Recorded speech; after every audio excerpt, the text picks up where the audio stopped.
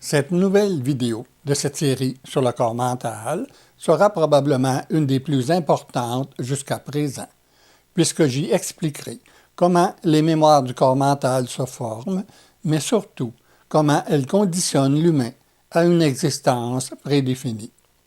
Dans cette vidéo, je vais vous démontrer que l'expérience humaine est avant tout relationnelle, c'est-à-dire que c'est à travers ces relations que l'humain vit ses mémoires ou apprend à les transformer. Je vais aussi vous démontrer le sens de ce que je vous ai déjà mentionné dans une vidéo antérieure. L'énergie attire l'énergie.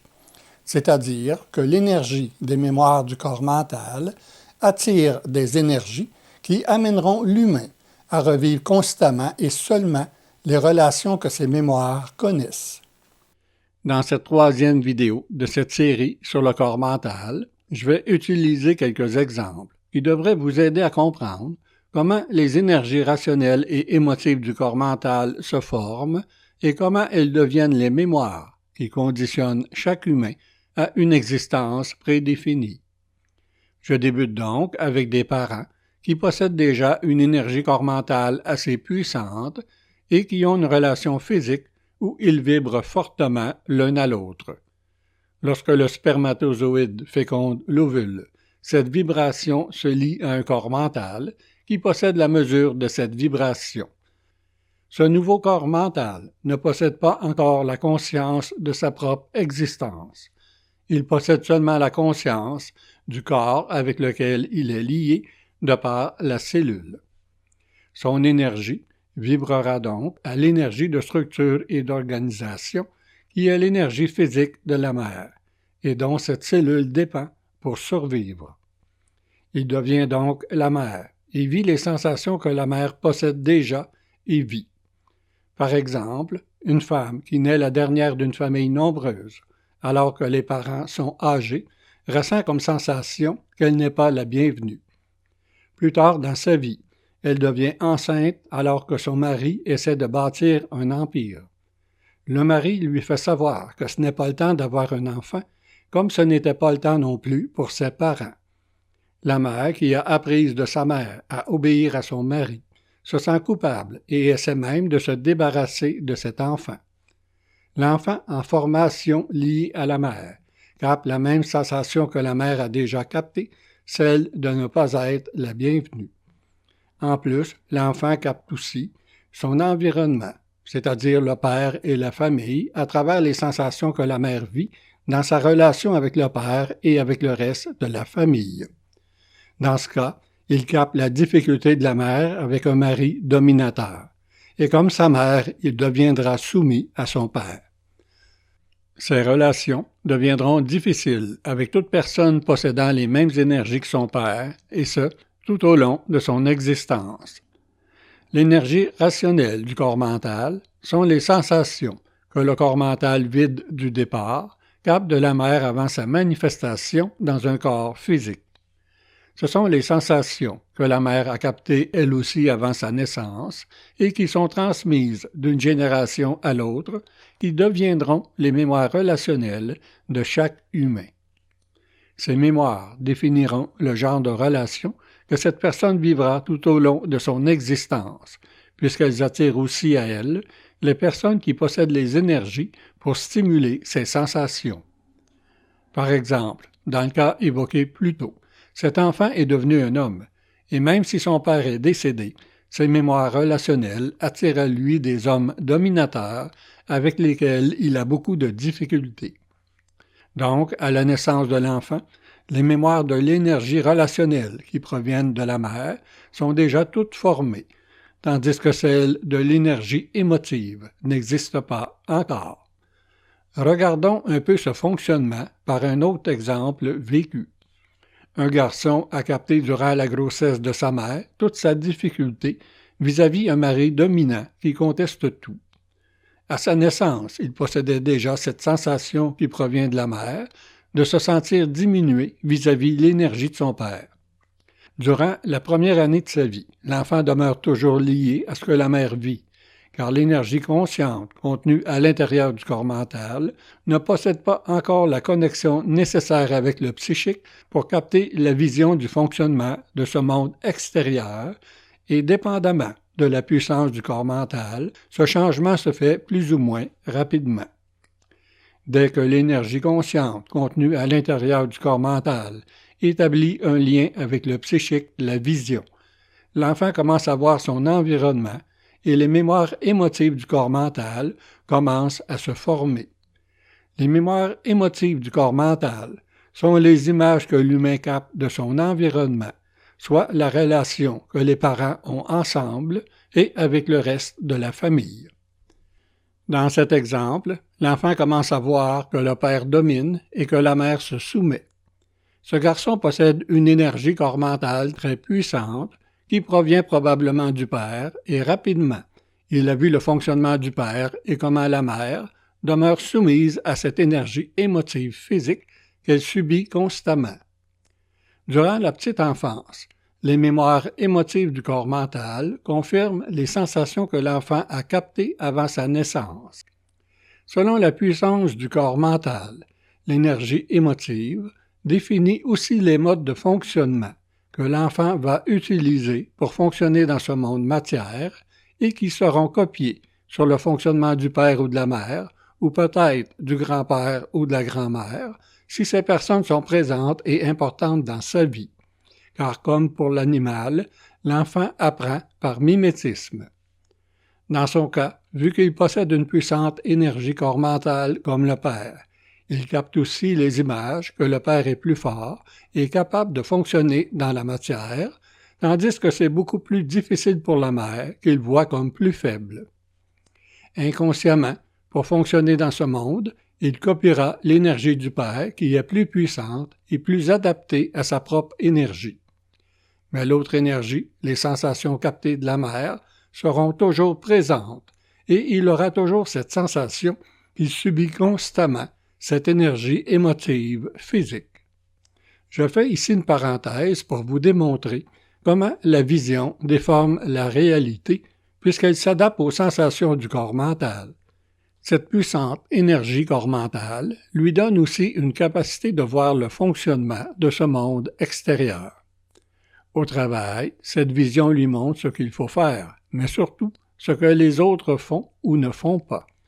Il voit que ses patrons ne font pas ce qui devrait être fait pour que tout fonctionne, mais il n'est qu'un employé administratif. Il a donc l'impression de subir des patrons qu'il capte comme incompétents, puisqu'il ne possède pas l'énergie ni la vision que lui possède. Il les critique constamment, et selon ses propres mots, ils sont innocents. Mais puisque ce sont les patrons qui décident, il se sent dominé par eux, car ses mémoires sensations les captent comme la mère a capté le père. La pensée récupère la sensation de la mère de se sentir amoindrie et lui montre qu'il est toujours la victime des autres, comme sa mère était la victime de son père.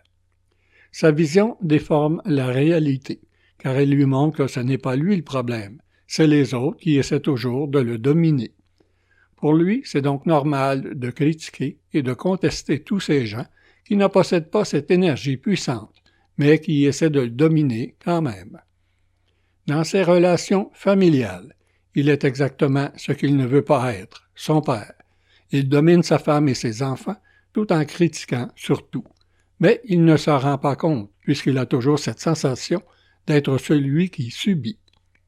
J'ai rencontré cet homme en consultation. Il n'était plus capable de garder un emploi parce qu'il était considéré comme un fauteur de troubles que personne ne voulait plus engager. La première chose que je lui ai dite, c'est « Est-ce que tu t'es déjà regardé dans un miroir? » Il m'a répondu en sarcasme, puisqu'il semblait trouver cette question stupide, qu'il se regardait tous les matins en se rasant. Je lui ai dit « Oui, mais tu ne te vois pas. » C'est-à-dire que tu ne vois pas l'énergie que tu possèdes et qui peut sembler trop puissante pour les autres. Il n'a pas eu de difficulté à comprendre ce que je voulais dire, puisque son corps mental puissant possède une quantité d'énergie consciente à sa mesure et capable de capter la réalité au-delà des mémoires du corps mental. Après plusieurs consultations, la seule compréhension de la puissance de son corps mental lui a permis d'apprendre à mieux utiliser cette énergie, ce qui a transformé son existence. Il comprend mieux que les autres, ne possède ni l'énergie ni la vision que lui possède, ce qui le rend plus souple dans ses relations, autant au travail qu'avec sa conjointe et ses enfants. La puissance du corps mental détermine la capacité de l'humain à se manifester dans la matière, tandis que la puissance de l'énergie consciente qu'il contient détermine sa capacité à capter et à vibrer à ses mémoires. La capacité de capter, c'est la sensibilité de l'humain, et cette sensibilité sera toujours en fonction de ce que l'humain vit, et non en fonction des autres. Par exemple, un homme essaie toujours de trouver des solutions pour amener l'harmonie lorsqu'il voit des personnes qui se querellent. On dit de lui qu'il est très sensible aux autres, mais dans la réalité, il s'est senti coupable lorsque ses parents ont divorcé dans son enfance et le fait de voir des personnes se quereller éveille cette vibration et il capte ou devient sensible à sa propre vulnérabilité, c'est-à-dire ce malaise qu'il a ressenti lorsque ses parents se querellaient. Ce besoin d'aider les autres et qui est considéré comme empathie dans la société sert en réalité et dans l'inconscience à calmer son malaise intérieur. Les mémoires du corps mental, qu'elles soient rationnelles ou émotives, se créent par les sens. Et contrairement à ce que l'humain peut en penser, les sens n'appartiennent pas au corps physique, ils appartiennent au corps mental. C'est le corps mental qui voit, entend, capte les odeurs, goûte et vibre au toucher, et avec lesquels il expérimente la matière, tandis que la puissance avec laquelle il capte ou vibre provient de l'énergie consciente contenue à l'intérieur du corps mental. Voici maintenant un exemple qui démontre comment les sensations captées avec les sens avant la naissance créent des événements qui confirment ces sensations, et comment elles peuvent aussi créer des mémoires sensorielles. Un jour, une femme vient me trouver et me demande si je pouvais l'aider, car elle était inquiète pour son fils de 13 ans qui entendait des voix. Dans ce monde où les formes dominent, elle avait peur qu'il devienne schizophrène, puisque c'est la forme qui correspond le mieux à ce que son fils vivait. Je lui ai répondu que je ne savais pas si je pouvais l'aider, mais que je pouvais rencontrer son fils. Le lendemain, je le rencontrai pour discuter avec lui, afin de savoir ce qu'il vivait. Je lui ai demandé s'il avait vécu quelque chose qui l'avait marqué dans sa petite enfance.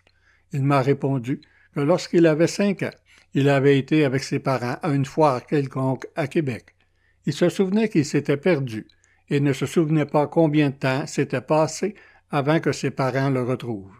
Mais il se souvenait très bien de l'état de panique dans lequel il était, ainsi que les voix de la foule qui devenaient oppressantes. À 13 ans, il se préparait à entrer au secondaire, et comme il commençait à paniquer, les voix captées par ses sens et qui font partie de ses mémoires intérieures se sont manifestées à nouveau. J'ai expliqué la situation à la mère en lui disant qu'il avait juste besoin d'être rassuré, et le problème fut réglé pour cette fois. Mais la panique et les voix sont associées à ses mémoires intérieures, et dans d'autres moments de sa vie, où les mémoires rationnelles de son corps mental l'amèneront à vivre des expériences qui stimuleront cette sensation de panique, les voix reviendront. À 13 ans, il était trop jeune pour comprendre ce processus et agir en conséquence, car le premier cycle de vie où ces mémoires sont encore en formation d'événements marquants pour définir sa programmation n'est pas encore terminé. Dans le temps, et dépendamment de la puissance de son corps mental, il trouvera quelqu'un pour l'aider ou les formes psychiques récupéreront cette sensation de panique pour nourrir probablement une forme médecine qui lui procurera une médication nécessaire afin de l'aider à supporter cette sensation. Les sensations, captées par l'énergie rationnelle du corps mental, proviennent toujours d'avant la naissance, et dans ce cas, d'une très grande insécurité de la mère que je connaissais, puisque je l'avais déjà rencontrée en consultation individuelle. Ce garçon possède un lien très fort avec sa mère, ce qui veut dire qu'il a capté cette insécurité avec toute la puissance de l'énergie consciente contenue dans son corps mental. La sensation d'insécurité qui provient de la mer et le fait d'entendre des voix stimule une panique au niveau de la pensée, car dans ce monde de formes établies, il a appris que ce n'est pas normal. L'humain ignore que les sens appartiennent au corps mental, car ce sont les sens qui vivent au présent, tandis que le psychique vit dans le passé, comme je vous le démontrerai dans la série de vidéos sur le corps psychique. C'est aussi le principe du déjà-vu. Par exemple, un enfant va souvent chez sa grand-mère, qui possède une horloge d'une forme particulière, et où ça sent bon le pain qu'elle fait elle-même.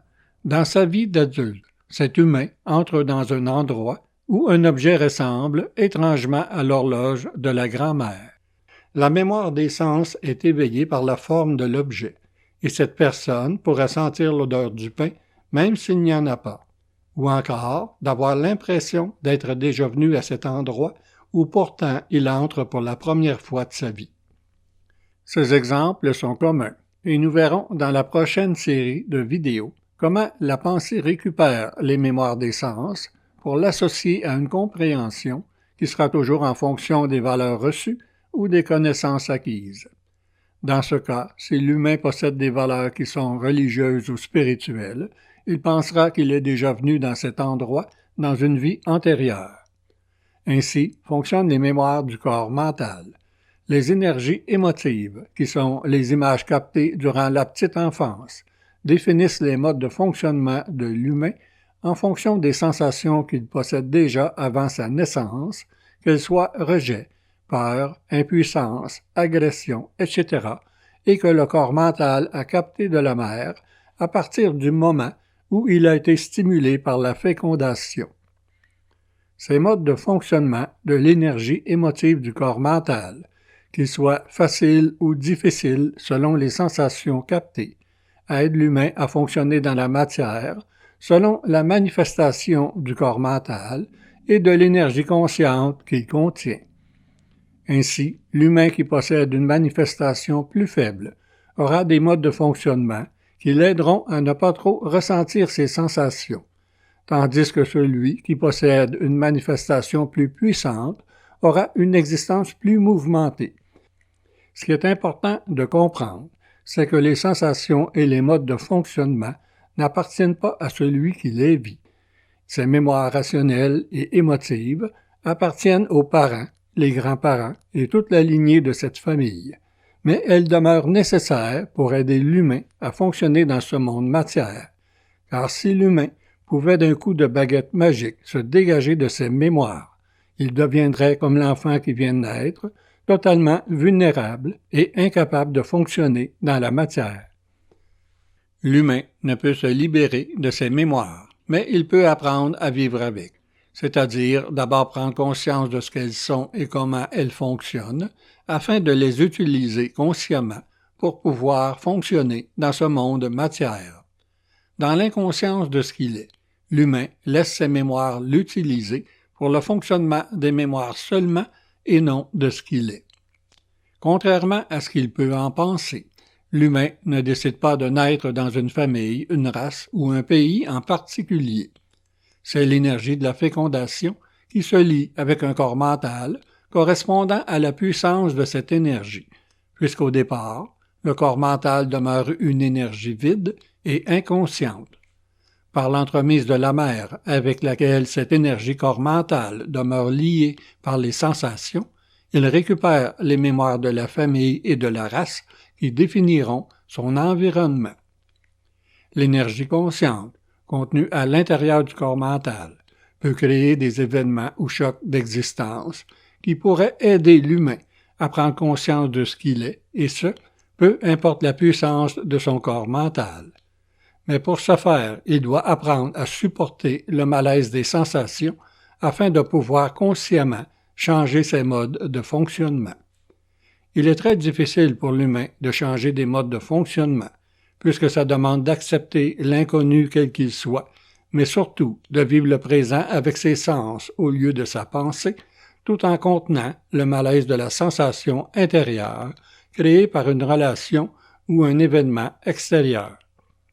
Chaque humain possède cette possibilité selon la quantité de l'énergie consciente contenue à l'intérieur de son corps mental. Dans nos ateliers sur la connaissance de l'humain, nous démontrons à chacun sa propre façon d'apprendre à vivre avec ses mémoires, car chaque humain est unique dans sa capacité de capter les sensations et dans ses modes de fonctionnement. Tout au long de son existence, l'humain vivra des relations selon le lien énergétique qu'il possède avec chacun de ses parents et qui, dans l'énergie, ressemblera à la relation qu'il a vue entre son père et sa mère, même si dans la forme c'est différent. L'énergie consciente, contenue à l'intérieur du corps mental, programmera à travers chacune des dimensions des liens avec d'autres énergies corps mentales qui amèneront l'humain à revivre des relations qui éveilleront les sensations qu'il connaît. Ce cycle de recommencement ne sert pas seulement à faire souffrir l'humain, mais bien à essayer de lui faire comprendre qu'il revit constamment les mêmes sensations dans ses relations, même si cette relation se manifeste dans une forme différente, puisque dans une dimension différente. Je vous donne rendez-vous la semaine prochaine pour la suite de cette série de vidéos sur le corps mental.